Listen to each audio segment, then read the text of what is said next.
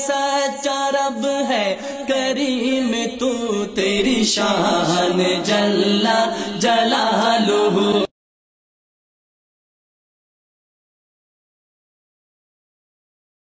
হামিদা ওয়া মুসাল্লিয়া ওয়া মুসাল্লিমা তালিমুল ইসলাম institute and research সেন্টারের মাধ্যমে এবং আহলে হক মিডিয়ার মাধ্যমে আমরা মুসলিম উম্মাহকে বিভিন্ন যোগ জিজ্ঞাসার জবাব প্রদান করতে আমরা চেষ্টা করে আসতেছি। কোরআন এবং হাদিসের আলোকে বিভিন্ন মাসাইলের দলিল ভিত্তিক জবাব এবং প্রবন্ধ নিবন্ধ এবং বিষয় ভিত্তিক বিভিন্ন অডিও ভিডিও লেকচার আমরা প্রকাশ করে আসতেছি। তো বাংলাদেশ এবং বহির্বিশ্ব থেকে বিভিন্ন সময় আমাদের কাছে বিভিন্ন প্রশ্ন আসে। ইদানিং একটি প্রশ্ন খুব বেশি আসতেছে, সেটি হচ্ছে যে ইদানিং বর্তমান বিশ্বে প্রসিদ্ধি পাওয়া একজন ব্যক্তি ডক্টর জাকির নায়েক বিষয়ে যে তিনি কোন মতাদর্শী এবং তার ক্ষেত্রে আমাদের মতামত। সাধারণ মুসলমানদেরকে সতর্ক করার জন্য আমরা পরিষ্কার শব্দে ডক্টর জাকির নায়েকের ক্ষেত্রে বলতে চাই, তিনি ডক্টর আহমদ দিদাত থেকে যে বিষয়গুলি শিখেছেন, আমরা অনেকেই ডক্টর আহমদ দিদাত সাহেবকে চিনি। তিনি প্রচুর পরিমাণ গবেষণা করেছেন খ্রিস্টান বিষয়ে, বাইবেল বিষয়ে পড়াশোনা করে তিনি অনেক খ্রিস্টান পাদ্রীদের সাথে বহস করেছেন, ডিবেট করেছেন এবং অনেক বইপত্র লিখেছেন, অনেক লেকচার দিয়েছেন। তারই লেকচার, তারই ডিবেটের মাধ্যমে অনেক খ্রিস্টান মুসলমান হয়েছেন। তিনি দিনের অনেক বড় খেদমত করেছেন। এভাবে অন্য ধর্মাবলম্বীদের সাথে, অন্য ধর্ম বিশেষজ্ঞদের সাথে আলোচনা করে কোরআনের শ্রেষ্ঠত্ব, দ্বীনের শ্রেষ্ঠত্ব তুলে ধরা নিঃসন্দেহে একটি বড় দ্বীনি খেদমত। ডক্টর জাকির নায়েক সাহেব আহমদ দিদাত সাহেবের কাছ থেকে এই সকল বিষয়ের উপরে পড়াশোনা করেছেন, দীক্ষা নিয়েছেন। তো ডক্টর জাকির নায়েক সাহেব ডক্টর আহমদ দিদাত সাহেব থেকে যে বিষয়গুলো শিখেছেন সেগুলো অবশ্যই প্রশংসাযোগ্য। এবং আহমদ দিদাত সাহেব থেকে দীক্ষা গ্রহণ করে তিনি বিভিন্ন ধর্মাবলম্বীর উপরে ইসলাম ধর্মের শ্রেষ্ঠত্ব বিষয়ে যে লেকচারগুলি তিনি প্রদান করেছেন, এগুলোর মাধ্যমে যে তিনি খিদমত করেছেন, এগুলো খুবই প্রশংসাযোগ্য এবং এগুলোর ক্ষেত্রে আমরা তাকে সাধুবাদ জানাই এবং তার জন্য আল্লাহ রাব্বুল আলামিনের কাছে উত্তম প্রতিদানের জন্য দোয়া করি। কিন্তু আফসোসের বিষয় হলো ডক্টর জাকির নায়েক সাহেব আহমদ দিদাত সাহেব থেকে যে বিষয়গুলো শিখলেন সেগুলোর উপরেই তিনি যথেষ্ট মনে না করে তিনি আরো অ্যাগ্রেসিভ হয়ে গেলেন।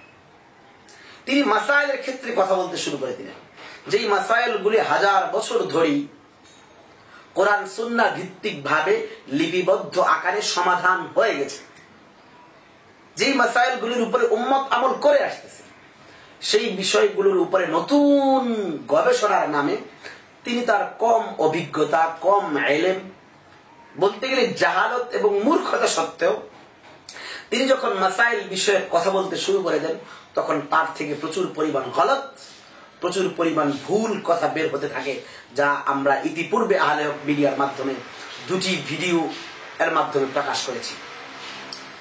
তো ডক্টর জাকির নায়েকের বিষয়ে আমাদের পরিষ্কার বক্তব্য হলো, তিনি অন্যান্য ধর্মের উপরে ইসলাম ধর্মের শ্রেষ্ঠত্ব এবং ইসলাম ধর্মের বিভিন্ন বিষয়ের বৈজ্ঞানিক ব্যাখ্যার মাধ্যমে তিনি যে কাজগুলি করতেছেন এগুলো খুবই প্রশংসাযোগ্য বিষয়। এক্ষেত্রে আমরা তাকে প্রশংসা করি এবং তাকে সাধুবাদ জানাই এবং তার জন্য দোয়া করি।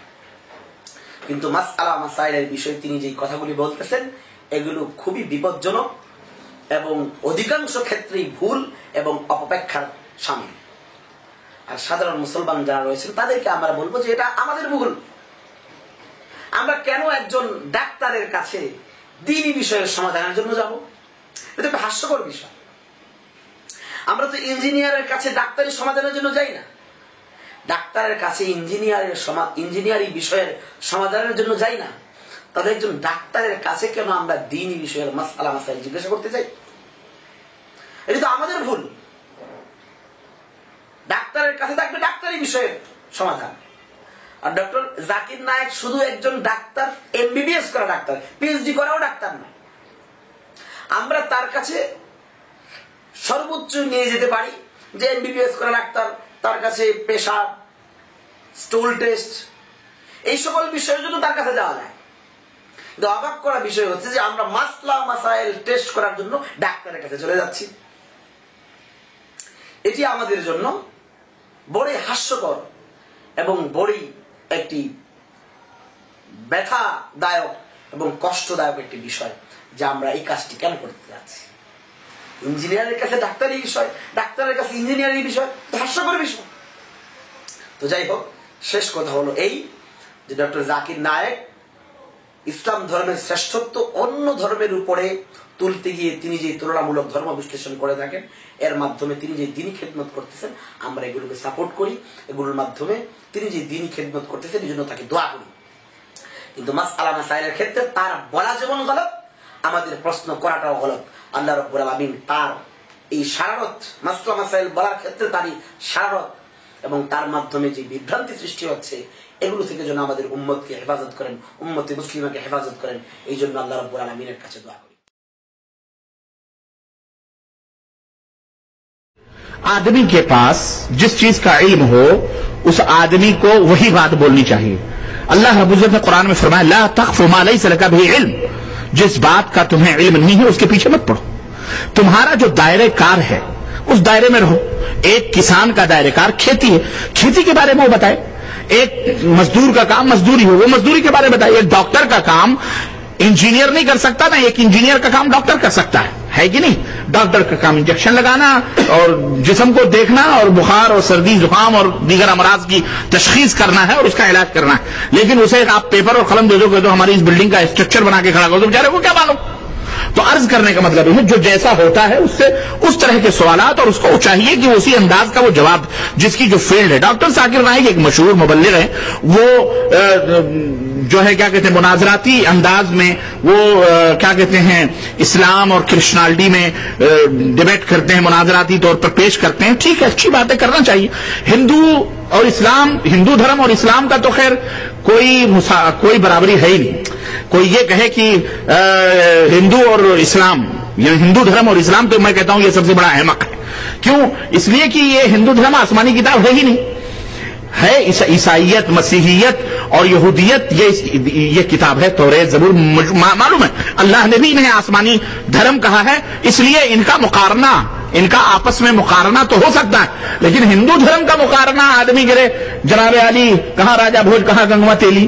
हिंदू धर्म का मुकारना अल्लाह के इस्लाम से हो, ये तो ये करना ही हिमाकत है। मैं एक बुनियादी तौर पर नंबर 1। नंबर 2, जिसकी जो फील्ड है उस फील्ड में उसको काम करना चाहिए। डॉक्टर जाकिर नाइक एक तबीब थे, डॉक्टर थे, इंजेक्शन उक्शन लगाने वाले डॉक्टर, वो डिग्री होल्डर, डॉक्टरेट नहीं, जो पीएचडी होते वो नहीं है। उनको चाहिए था बेचारे वो उधर अपना तबीबी उबीबी करते और अंग्रेजी जुबान में माहिर थे। पता नहीं दुकान चली कि नहीं चली, सोचे यार इधर से नहीं तो इधर ही मार लो, मौलवियों का बड़ा चल रहा है मसला माशाअल्लाह तबारक अल्लाह। खलास पलटी मारी उन्होंने और आ गए इस फील्ड में। ठीक है, अल्हम्दुलिल्लाह, welcome doctor Zakir Naik, welcome to Tabligh Islam, इंशाअल्लाह मैं भी मुश्किल, कोई हरज नहीं। अल्हम्दुलिल्लाह हमने तो बहुत सारे लोगों को बर्दाश्त किया है। आप भी कोई मुसीबत अल्लाह तुम हिदायत दे और अल्लाह ताला उनके शर और फितने से और हमारे भी शर और फितने से अल्लाह उम्मत को महफूज रखे, आमीन या रब्बल आलमीन। किसी के भी शर और फितने से अल्लाह हक की रहनुमाई करने की सबको तौफीक अता फरमाए। अल्हम्दुलिल्लाह काम हो रहा है और अच्छा कर रहे हैं, लेकिन फील्ड की बात है। एक मुलाकात हुई थी डॉक्टर साहब से हमारी पाकोल कॉन्फ्रेंस में। मैंने उनसे कहा था कि डॉक्टर साहब आपकी जो फील्ड है माशाअल्लाह तबारकल्लाह, उस फील्ड में काम करो, खामखा इधर बढ़ने की क्यों मत कोशिश करो। उलमा की फील्ड है, ये तमाम सब मसाइल और फतावे, आप फतवे होते मत दो, न फतवे की। मैंने उनको नसीहत की थी डॉक्टर जाकिर नाइक को, शायद उन्हें ये शाहिद है।